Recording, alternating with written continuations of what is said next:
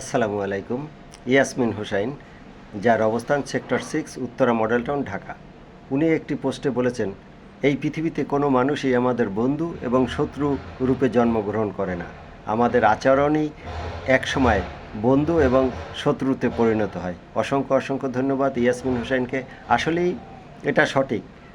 আমাদের আচরণের মাধ্যমে বন্ধুত্ব তৈরি হয় এবং আমাদের আচরণের মাধ্যমে বন্ধু একসময় শত্রুতে রূপান্তরিত হয়। কাজেই এখানে স্থানকাল পাত্র কোনো বিষয় নয়।